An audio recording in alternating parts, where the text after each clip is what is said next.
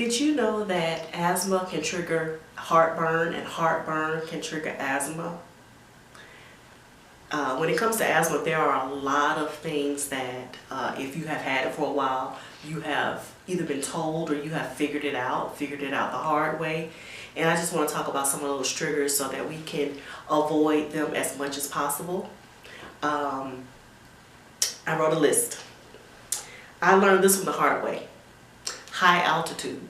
Since we moved here to Denver, I have noticed that with certain things I struggle a little bit more, like climbing stairs, the heat, like if I'm walking and it's really hot, I just noticed that I struggle a little bit more.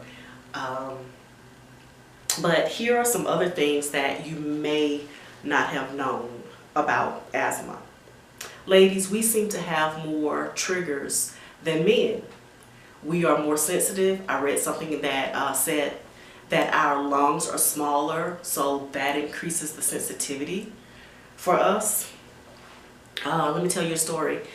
I've always had, well, not always, I've had asthma since I was a little girl, and my little boyfriend at the time, he had asthma too, and sometimes he would be hospitalized, and I would have an asthma attack, and a lot of times I would just end up in the ER. They would give me breathing treatments, and then after a couple of hours they would send me home. But then the odd thing is he outgrew his asthma and I never did, and I always wonder about things like that. Like, his was so severe to the point of hospitalization, but then he outgrew his. I would have some, a couple of, bad flare-ups, but I was never hospitalized because of my asthma. But then I'm still dealing with it at 48 years old. Another thing, a tragedy that actually happened around asthma for me, one of my childhood best friends, Yadria, she actually had an asthma attack and as an adult and passed away. So I think if you have it, you know that it's serious, but then if you don't have it, you don't know how serious asthma actually can be for certain people. And, I just want to share some of these things because I want everybody to take care of themselves. I'm talking to my kids who, sometimes they have some breathing issues, and, I tell them don't play around with it, because sometimes you can have an asthma attack and it can go so far that they can't do anything to bring you back in terms of treatment. So if you can, when you can, it is so important to avoid these triggers. So shrimp, shellfish. I know a lot of people like shrimp and shellfish, but if you are having, a nice seafood dinner and you notice something going on with your breathing, it could be that you are having, kind of an allergic reaction, or, just some asthmatic problems. Peanuts, wheat, soy, fish, tree nuts, chamomile for some of us, quinoa. I learned that one the hard way. Let me tell you a story. I wanted to be healthier, and I was thinking, okay, this was at a time when we were trying to do more vegan foods.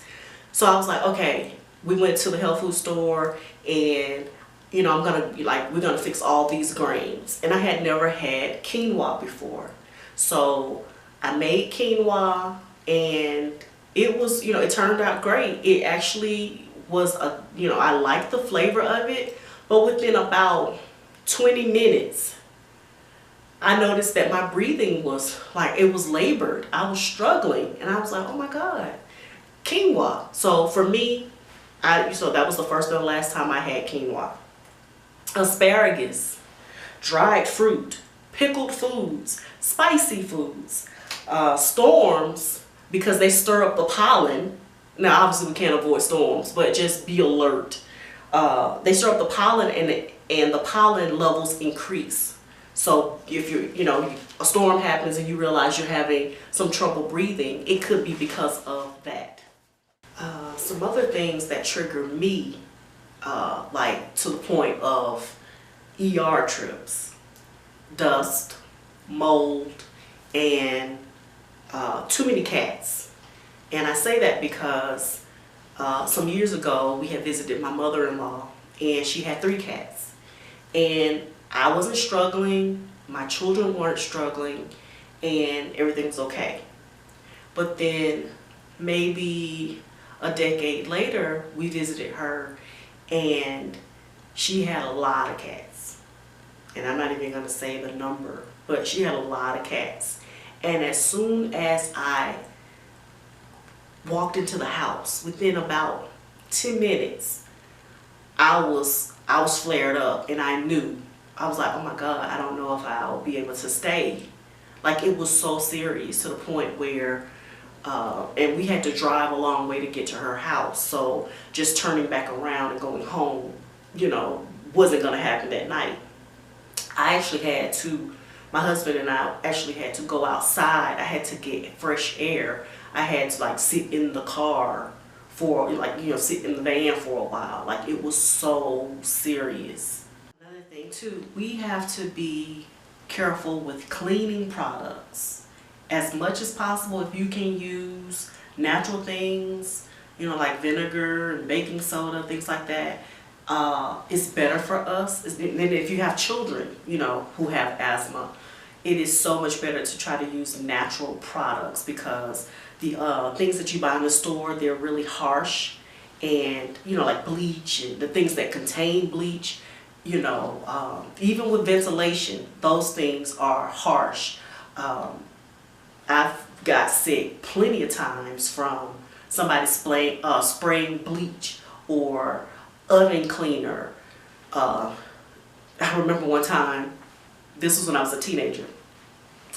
I woke up, I had to go to the bathroom. I was in a tight, I had to, ran into the bathroom. I sat down, and this overwhelming smell of bleach, because my mom had cleaned the bathroom, and it was a tiny bathroom, and I had this immediate reaction and almost passed out.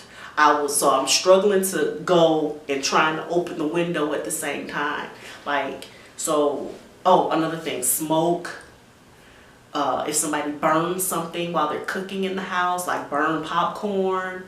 I had a problem like that one time at work. And think about how, I want to say embarrassed, because you don't want to say to somebody, hey, you can't, pop popcorn at work because it's making me sick.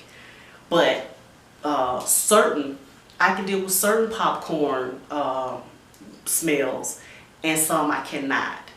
Certain colognes, perfumes, oh God, I struggle so much.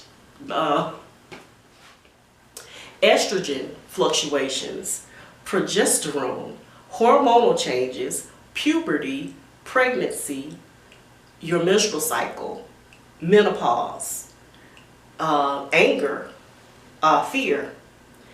If you exercise too much, if you, heavy exercise, humidity, laughing too hard, extreme cold, extreme heat, moving from a warm area into a cold space can trigger an asthma attack. And ladies, us in tight bras, different bras that, put too much pressure on, your chest, underwire especially. And so that I realize that's also too why a lot of us, especially if we have asthma, that's why we feel better when we take our bra off, because it's confining. There's too much pressure, especially if you have asthma.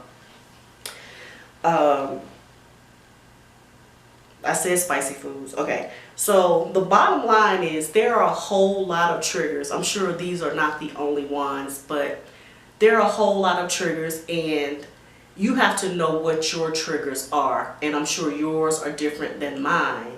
But when we figure those things out, it is so important for us to stay on top of it, to take care of ourselves, to make sure that, nothing bad happens to us, especially with our breathing and our asthma. I want to thank you for spending this time with me. Until next time, be sweet, be grateful, stay optimistic, breathe deep, and stay on top of those asthma triggers.